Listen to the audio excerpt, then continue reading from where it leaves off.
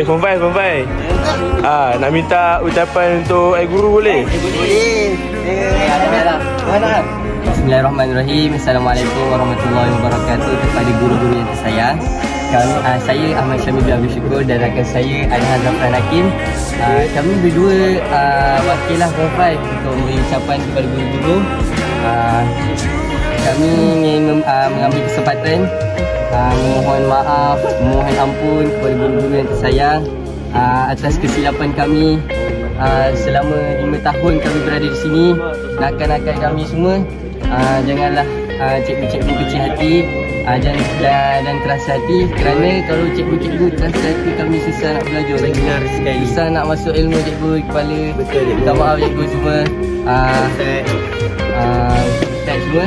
Dengan kami punya persiapan ni yang tak berapa, kami mohon ampun juga kepada guru-guru. Ikut untuk ada pula lah. Ada pula. Dah. Kita buka mic pula. Sebelum saya mulakan saya punya percakapan, saya ingin menyatakan sedikit kata-kata ataupun ayat lah, iaitu cikgu-cikgu tidak pernah jemu dalam memberi ilmu pada kami. Cikgu-cikgu sentiasa membentuk akhlak dan meniup semangat dalam diri, walau penat kalian tidak pernah kami melihat. Mendidik dengan penuh kasih sayang, sanggup berkorban masa dan tenaga demi melihat muridnya berjaya, iaitu kami sendiri dan seluruh pelajar-pelajar di sekolah Al-Afqori ini. Saya juga dan Syami sama ingin minta maaf kepada semua para pendidik di sekolah Warga Al-Qori ini. Tolong jangan kacau.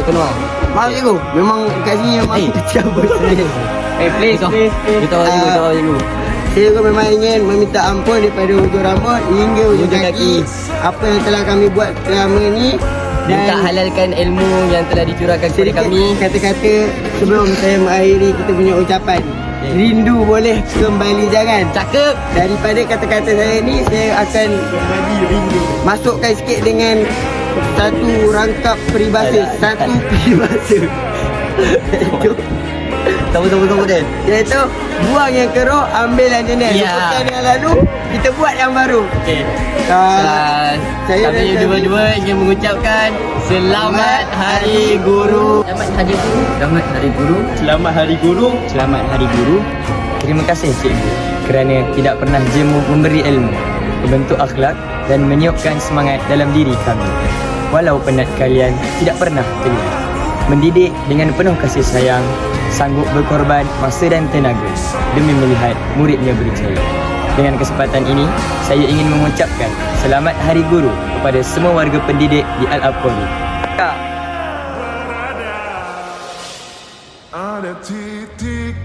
Kami warga Al-Qori ingin mengucapkan Selamat